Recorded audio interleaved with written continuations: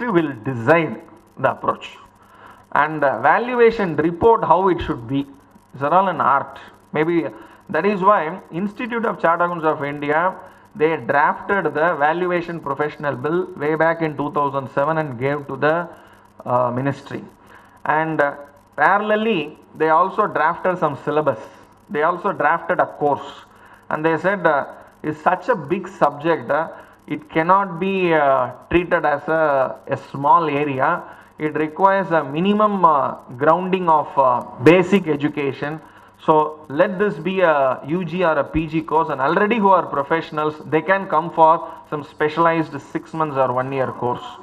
Now these three approaches are totally independent. Asset approach, I take the balance sheet, take each and every item. Income approach, I don't go for the asset, I go for the how much this asset can give me a return, and I will only go by the return on my investment approach. Market approach is what the real estate people today do. They go the valuation of a particular property only based on the market value, or if somebody actually the market value doesn't have any sanctity at all. If you make if you are capable of buying a product at 500 and another person is capable of buying the same product at 800 is market value. So if I can find such a person, 800 is an acceptable price. So market approach is a totally different science. Income approach is a different science. Asset approach is a different science. Now which approach the valuer has to select is the first. Now it is like it is like a crossroad. Going into one direction, then you should not say no, I will change it to another one. No. So it's like first deciding which road I have to take. Then he has to consider various points. That means it is equivalent to an audit.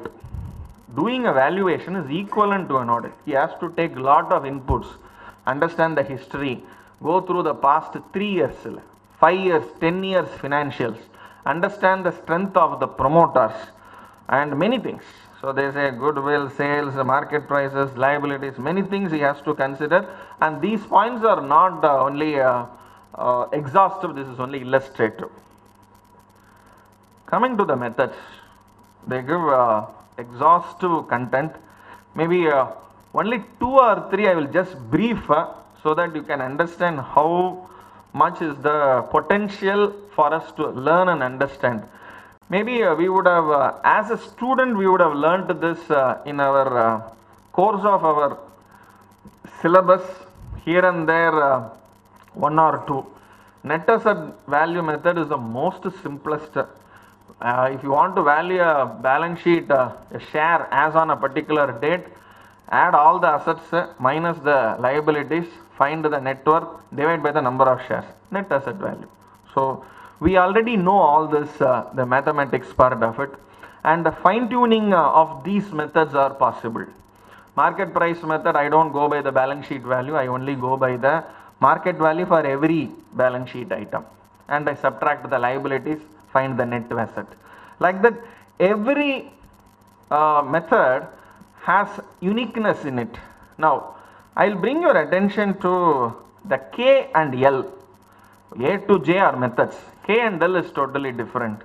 K is any other method accepted by Reserve Bank of India, accepted by SEBI or by income tax authorities.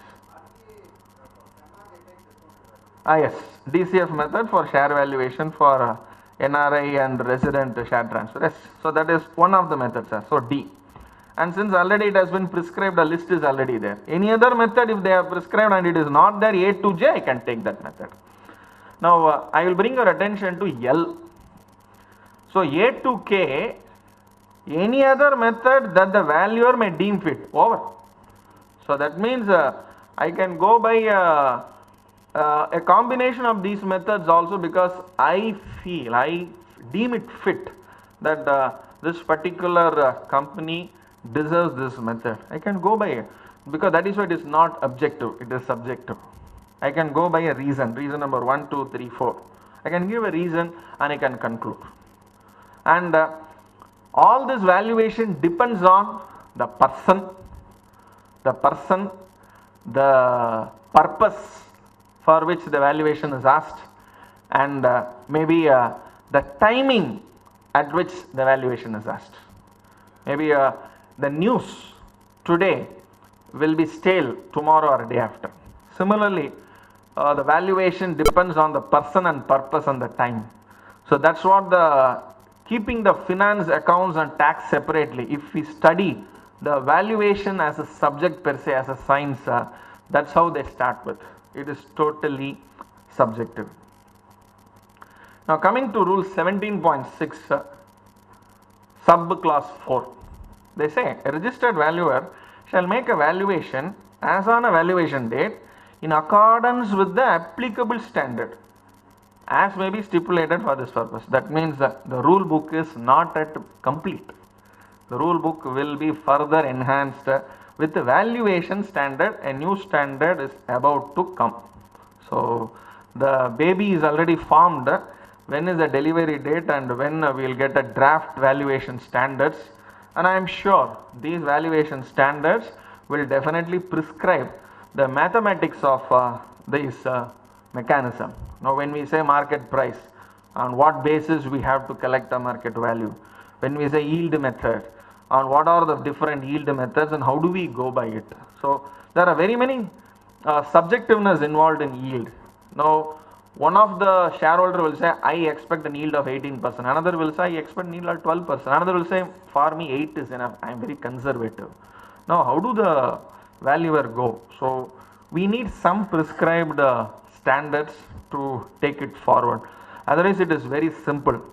There will be n number of individuals or LLPs or firms who will say we are registered valuers here. So like how today I will go to a family doctor says you have this problem, you have to get it operated. We go to a second opinion for a doctor, we are not happy with it. We go to third opinion for a doctor, we go for a fourth opinion for a doctor, and we reconcile all the opinion. If all doctors say yes, then we say yes. Maybe a registered valuer company who is capable of getting 3-4 certificates, they'll go for 3-4 valuation certificates in future. Now this is an explanation given to the 17.6 for the purpose. This is very interesting. Valuation date is 5th April, and the information is collected on 5th May and the report is given on 5th June. So there are 3 different dates. So they made it very, very clear with respect to this distinction. So a valuation date means the date on which the value is applicable. So if 5th April is the valuation date, that is what it means. Maybe I may do the valuation on 5th May and I may give a report on 5th June. That is different. So the date of valuation report or the date on which investigations were undertaken or completed may be different. So what is most significant is the valuation date. So there are 3 dates that is possible. One is the valuation date, which I have to fix. Maybe the period where I do the workings or I collect the data and I arrive at a value, and the date I give a valuation report as on date, as on a particular date. So this is the format of evaluation report 17.3 form number.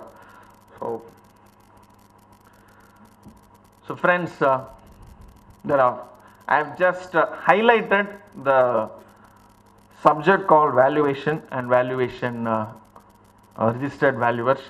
Much more are there inside, hidden inside, and I am sure now you would have identified what is the potential involved and what are all the size at which this subject will grow in future.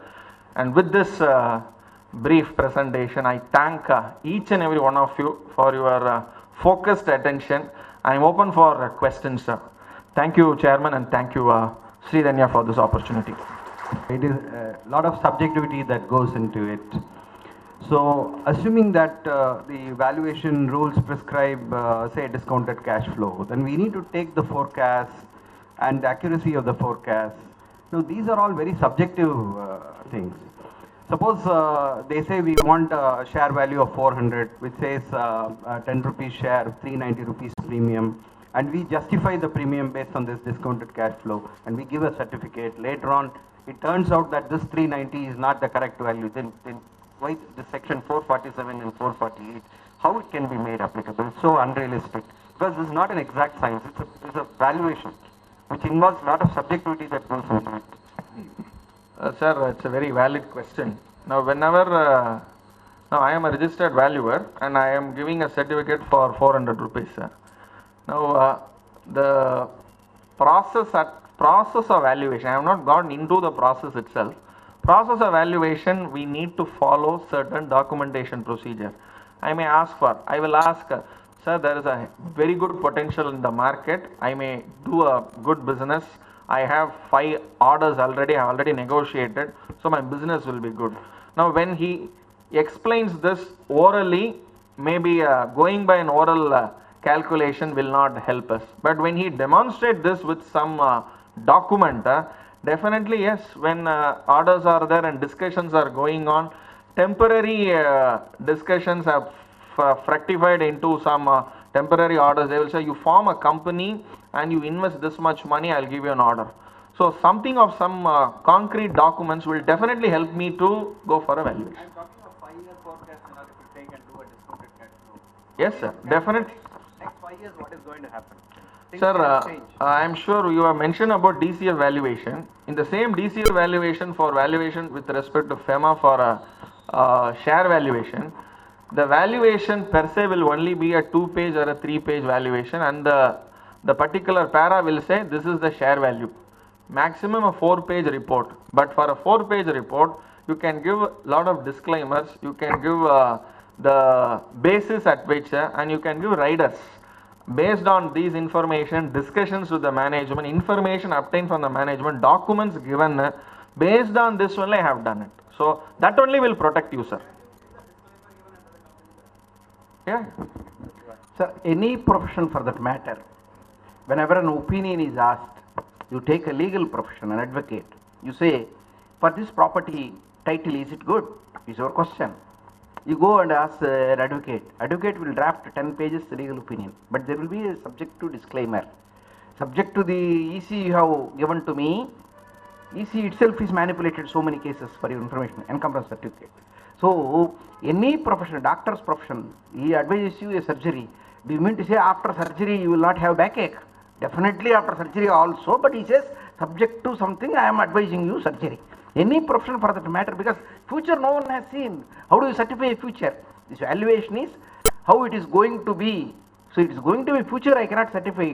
Tomorrow itself a Gulf War comes, so definitely the profits will collapse, dollar value may go up. So many things are there, sir. So always disclaimer is there. It is, as my colleague said, disclaimer in every projection. You, for that matter, chartered accounts, when they give projection for coming 6 years, 7 years term loan, assumptions will be there, a disclaimer is there. Subject to only these things. It is professionally, it is valid. But the further, because disclaimer is there, don't say, sir, if you are reasonable in your assumptions, reasonable basis is there for your calculation, you can defend yourself. Suit will not be there means, sir, even if I sleep in my own house without sound, my neighbor may say I am still finding some sound. What I can do? So, complaining sake for somebody will put a case. He is doing nuisance case is there in police. There is a case, nuisance case. He will send the policeman to my house. So, how much care you take is different. If somebody wants to file a suit, can I defend? Means you have to defend yourself. Profession is always having the risk. Walking on the road is also a risk, no? So that's how we have to take the risk. What I was asking is that can it not be a specialized field of this, what you said, what the institute is going to do? I think if that is there, I think it can be, the risk could be mitigated much better rather than just a pure professional getting into this valuation. It's not a very, this thing. It's a lot of thing that we need experience, we need skill sets for all those things. Correct, sir. That is what in 2007 itself, the Institute of Chartered Accountants contemplated this, and they recommended to the government that let us form a valuation university and let us recognize this as a separate specialized course itself. Things will come up, sir. Market will realize it. Standardized. Yes. Procedures should be stabilized and standardized. Any other? Can companies go for multiple valuation report and choose to adopt one which suits them?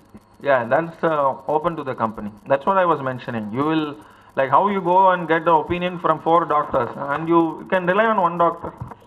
Yes. Sir, I need a clarification for both from speaker and chairperson. There are certain methods settled